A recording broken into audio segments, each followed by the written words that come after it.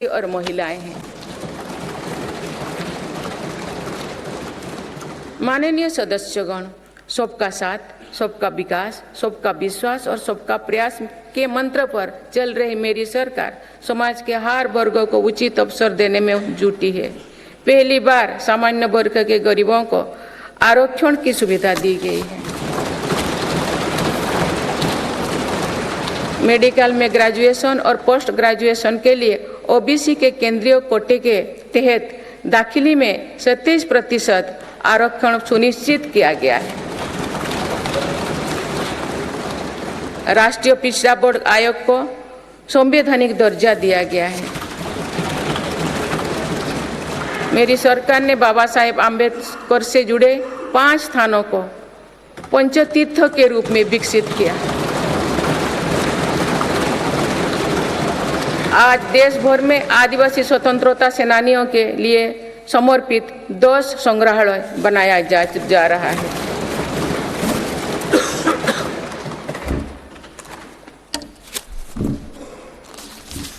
माननीय सदस्यगण, मेरी सरकार ने ऐसे क्षेत्रों की भी पहली बार विकास से जोड़ा है जो दशकों तक उपेक्षित रहे। हमारी सीमाओं से सटे गांवों को देश का अंतिम गांव माना जाता था। मेरी सरकार ने उन्हें देश का पहला गांव बनाया है।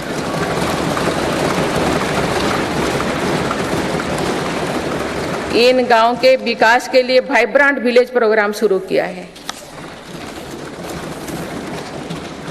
अंडमान निकोबार और लक्षद्वीप जैसे हमारे दूर सुदूर के द्वीप समूह भी विकास से वंचित थे। मेरी सरकार ने इन द्वीपों में भी आधुनिक सुविधाओं का निर्माण किया।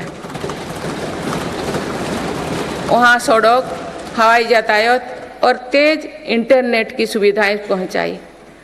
कुछ सप्ताह पूर्व ही लक्षद्वीप को भी अंडर वाटर ऑप्टिकल फाइबर से जोड़ा गया है। इससे स्थानीय लोगों के साथ ही पर्यटकों को भी सुविधा होगी। मेरी सरकार द्वारा आकांक्षा जिला कार्यक्रम के तहत देश के 100 से अधिक जिलों में विकास का प्राथमिकता दी गई है। इस कार्यक्रम की सफलता को देखते हुए मेरी सरकार ने आकांक्षा ब्लॉक कार्यक्रम भी शुरू किया है। इससे देश के उन ब्लॉक्स में विकास पर विशेष जोर दिया जा रहा है जो पीछे छूट गए हैं। माननीय सदस्यगण, मेरी सरकार आज पूरी सीमा पर मॉडर्न इंफ्रास्ट्रक्चर बना रही है। एक काम बहुत पहले ही प्राथमिकता के आधार पर हो जाना चाहिए था।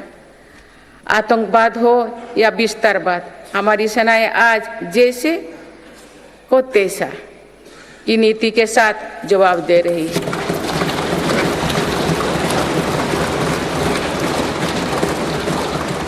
आंतरिक शांति के लिए मेरी सरकार के प्रयासों के सार्थक परिणाम हमारे सामने हैं।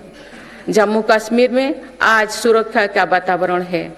आज वहाँ हड़ताल का सन्नाटा नहीं, भीड़ भरे बाजार की चल पहल है। नॉर्थ ईस्ट में अलगाववाद की घटना में भारी कमी आई है। अनेक संगठनों ने स्थायी शांति के तरफ कदम बढ़ाए हैं।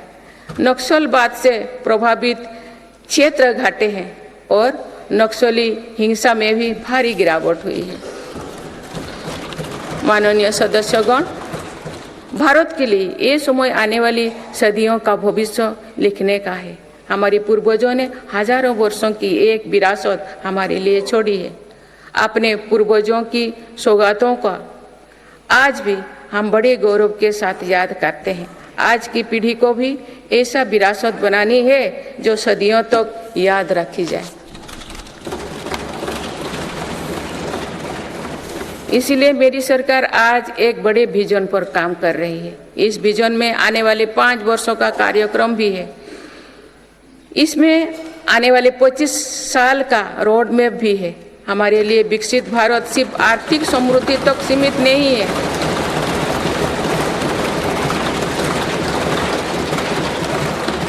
हमारे लिए विकास भारत सिर्फ आर्थिक समृद्धि तक सीमित नहीं है। हम सामाजिक, सांस्कृतिक और सामरिक ताकत को भी उतना ही महत्व देते हैं।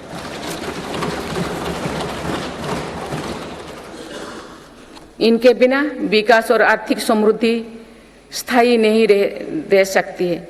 बीते दशकों के फैसले भी इसी ध्येय से लिए गए हैं।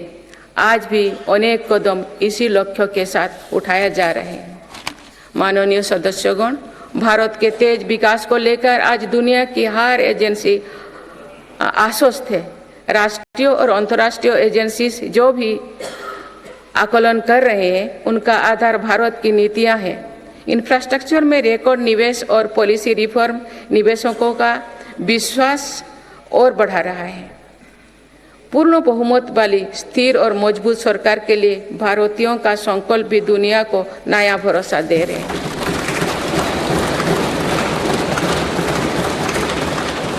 आज दुनिया को विश्वास है कि भारत ही ग्लोबल सप्लाई चेन को सशक्त कर सकता है।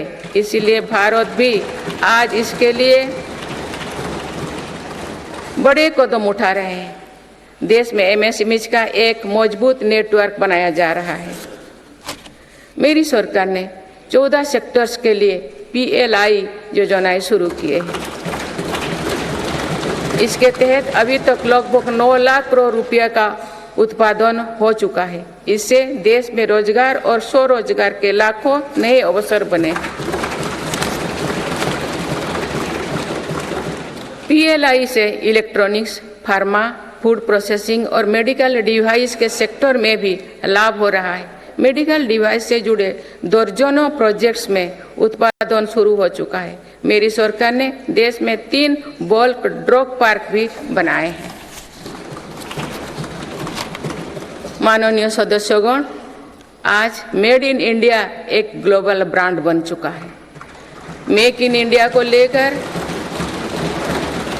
आज दुनिया आकर्षित हो रही है। आत्मनिर्भर भारत के लक्ष्यों को दुनिया समझ रही है। आज दुनिया भर की कंपनियां भारत में नए सेक्टर्स को लेकर उत्साहित है।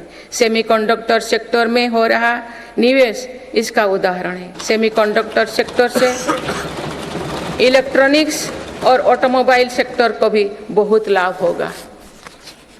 मेरी सरकार आज ग्रीन मोबिलिटी को बहुत प्रोत्साहित दे रही है। बीते कुछ सालों में ही देश में लाखों इलेक्ट्रिक वाहनों का निर्माण हुआ है। अब तो हम भारत में ही बड़े हवाई जहाज की मैन्युफैक्चरिंग के लिए भी कदम बढ़ा चुके हैं।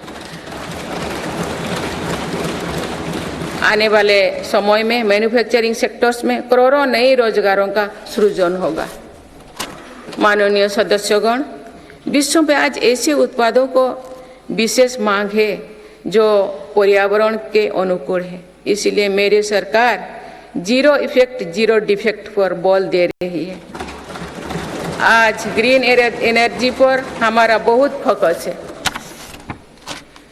10 वर्षों में नॉन फॉसिल फ्यूल पर आधारित ऊर्जा क्षमता 81 गीगावाट से बढ़कर 188 गीगावाट हो चुकी है। इस दौरान सोलर पावर कैपेसिटी में 26 गुना बढ़ोतरी हुई है। इसी तरह विंड पावर कैपेसिटी 2 गुनी हो चुकी है। रिन्यूएबल एनर्जी इंस्टॉल कैपेसिटी की दृष्टि से हम दुनिया में 4थे नंबर पर हैं। विंड पावर कैपेसिटी में भी हम 4थे नंबर पर हैं। सोलर पावर कैपेसिटी में हम 5वें नंबर पर हैं। भारत में 2030 तक अपनी स्थापित क्षमता का 50% नॉन फॉसिल फ्यूल में से भरा करने का लक्ष्य रखा है। बीते 10 वर्षों में 11 नए सोलर पार्क बन चुके हैं। 9 सोलर पार्क्स पर आज काम चल रहा है। कुछ दिन पहले ही घर की छत पर सोलर एनर्जी उपलब्ध कराने के लिए एक नई योजना घोषित की गई है।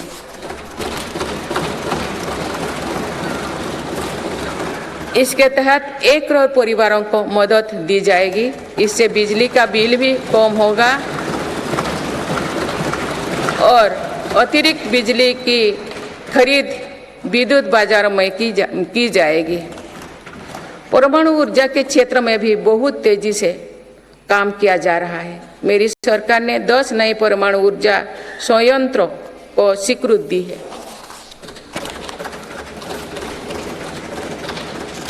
हाइड्रोजन एनर्जी के क्षेत्र में भी भारत तेज गति से आगे बढ़ रहा है। हम अभी तक लद्दाख और दमन दीव में 2 प्रोजेक्ट शुरू कर चुके हैं। मेरी सरकार ने इथेनॉल के क्षेत्र में अभूतपूर्व काम किया है। देश 12% इथेनॉल ब्लेंडिंग का लक्ष्य हासिल कर चुका है। बहुत ही जल्द 20% इथेनॉल ब्लेंडिंग का टारगेट भी पूरा होने वाला है। इससे हमारे किसानों की आय बढ़ेगी। अभी तक सरकारी कंपनियां 1 लाख करोड़ रुपया से ज़्यादा का इथेनॉल खरीद चुकी हैं। इन सारे प्रयासों से अपनी ऊर्जा जरूरतों के लिए विदेशों पर निर्भरता कम होगी। कुछ दिन पहले ही बंगाल की खाड़ी में एक नया ब्लॉक में तेल उत्पादन शुरू हुआ है। ये देश के लिए एक बड़ी सफलता है। माननीय सदस्यगण, धरती में महत्वपूर्ण खनिजों की मात्रा सीमित है, इसीलिए मेरी सरकार सर्कुलर इकोनॉमी को प्रोत्साहित कर रही है। भारत की पहली व्हीकल स्क्रैपेज पॉलिसी का लक्ष्य भी है। गहरे समुद्रों में खनिजों की संभावनाओं को तलाशना भी जरूरी है। इसी लक्ष्य के साथ डीप ओशन मिशन शुरू किया है। इस मिशन में अपने समुद्री जीवन के बारे में हमारी समझ भी बेहतर होगी। भारत का समुद्रयान इस क्षेत्र में शोध कर रहा है। मेरी सरकार भारत को दुनिया की एक बड़ी स्पेस पावर बनाने में जुटे हैं। ये मानव जीवन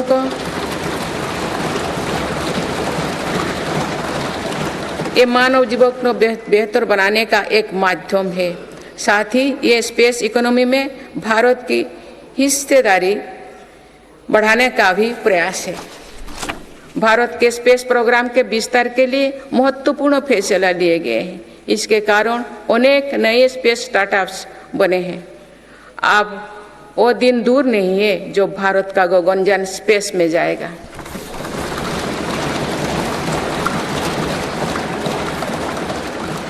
माननीय सदस्यगण, मेरी सरकार ने भारत को दुनिया के अग्रणी डिजिटल इकोनॉमीज में से एक बनाया है। इससे करोड़ों युवाओं को रोजगार मिला है। हमारा प्रयास है कि चौथी औद्योगिक क्रांति में भारत दुनिया में सबसे आगे रहे। मेरी सरकार आर्टिफिशियल इंटेलिजेंस मिशन पर काम कर रही है। ये भारत के युवाओं को नए अवसर देगा। ये नए स्टार्टअप्स के लिए संभावनाएं खोलेगा। इससे कृषि, स्वास्थ्य और शिक्षा के क्षेत्र में क्रांतिकारी बदलाव आएगी। मेरी सरकार ने नेशनल क्वांटम मिशन भी स्वीकृत किया है। क्वांटम कंप्यूटिंग नए दौर की डिजिटल व्यवस्था बनाएगा। इस क्षेत्र में भारत आगे रहे, इसके लिए काम शुरू हो चुके हैं। माननीय सदस्यगण, मेरी सरकार भारत की युवा शक्ति की शिक्षा और कौशल विकास के लिए निरंतर नए कदम उठा रही है। इसके लिए नई राष्ट्रीय शिक्षा नीति बनाई गई और उसे तेजी से लागू किया जा रहा है। राष्ट्रीय शिक्षा नीति में मातृभाषा और भारतीय भाषाओं में शिक्षा पर बल दिया गया है। इंजीनियरिंग, मेडिकल, कानून जैसे विषयों की पढ़ाई भारतीय भाषा में प्रारंभ कर दी गई है।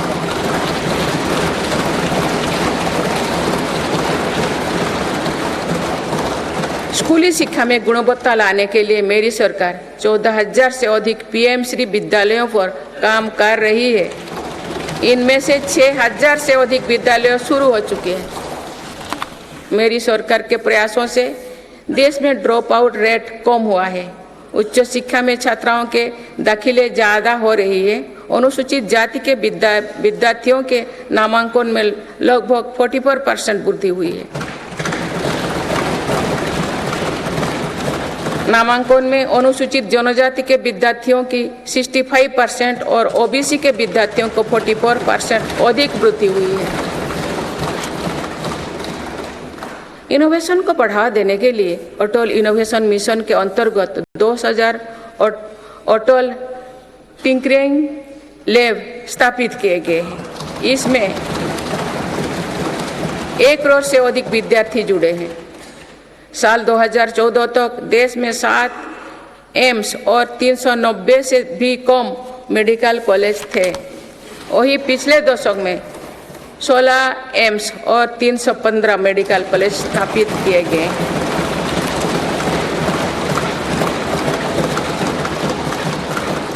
157 नर्सिंग कॉलेज स्थापित किए जा रहे हैं। पिछले दशक में एमबीबीएस की सीटों में 2 गुना से भी अधिक की वृद्धि हुई है। माननीय सदस्यगण, पर्यटन क्षेत्र युवाओं के लिए रोजगार देने वाला एक बड़ा सेक्टर है। मेरी सरकार ने बीते 10 वर्षों में पर्यटन के क्षेत्र में अभूतपूर्व काम किए हैं। भारत में घरेलू टूरिस्ट की संख्या के साथ ही भारत आने वाले विदेशी पर्यटकों की संख्या भी बढ़ी है। पर्यटन के क्षेत्र में जो वृद्धि हो रही है, इसका कारण भारत की बढ़ती साख है। आज दुनिया भारत को देखना और जानना चाहती है। इसके अलावा शानदार कनेक्टिविटी विकसित होने के कारण भी पर्यटन का दायरा बढ़ा है। जगह जगह एयरपोर्ट बनने से भी बहुत फायदा हो रही है। नॉर्थ ईस्ट में आज रिकॉर्ड संख्या में टूरिस्ट पहुंच रही है।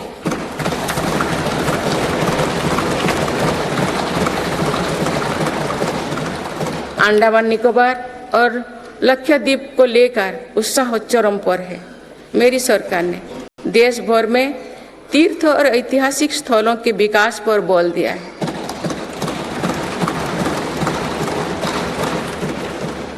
इससे अब भारत में तीर्थ यात्रा आसान हुई है। वही दुनिया भी भारत में हेरिटेज टूरिज्म को लेकर आकर्षित हो रही है। बीते 1 वर्ष में 8.5 करोड़ लोग काशी गए हैं।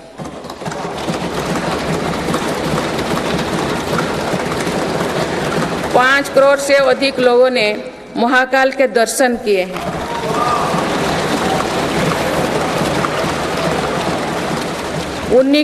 उन्नीस लाख से अधिक लोगों ने केदार धाम की यात्रा की है।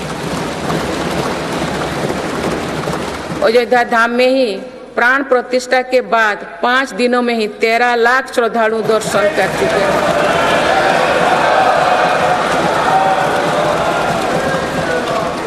पूर्व पश्चिम उत्तर दक्षिण भारत के हर हिस्से में तीर्थ स्थलों पर सुविधाओं का अभूतपूर्व विस्तार हो रहा है। मेरी सरकार भारत को मीटिंग और प्रदर्शनी से जुड़े सेक्टर में भी अग्रणी बनाना चाहती है। इसके लिए भारत मंडपम और यशोभूमि जैसा इंफ्रास्ट्रक्चर बनाया जा रहा है।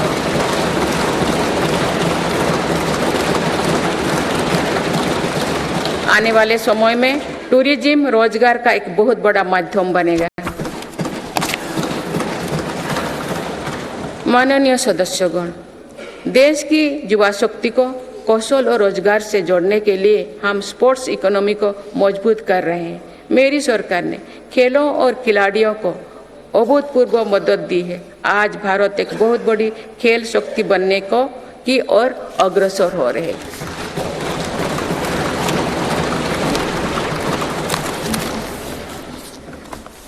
खिलाड़ियों के साथ ही आज हम स्पोर्ट्स से जुड़े दूसरे क्षेत्रों पर भी बल दे रहे हैं। आज नेशनल स्पोर्ट्स यूनिवर्सिटी बन चुकी है। देश में हमने दर्जनों सेंटर ऑफ एक्सीलेंस बनाए हैं। इससे स्पोर्ट्स को एक प्रोफेशन के रूप में चुनने का अवसर युवाओं को मिलेगा।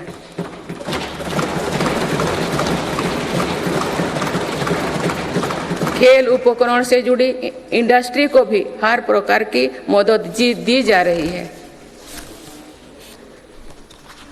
बीते 10 वर्षों में भारत ने अनेक खेलों से जुड़े इंटरनेशनल स्पोर्ट्स इवेंट्स का शानदार आयोजन किया। देश के युवाओं में कर्तव्यबोध और सेवा भाव का विस्तार करने के लिए मेरा युवा भारत संगठन बनाया गया है। अभी तक इस संगठन से लगभग 1 करोड़ युवा जुड़ चुके हैं। माननीय सदस्यगण,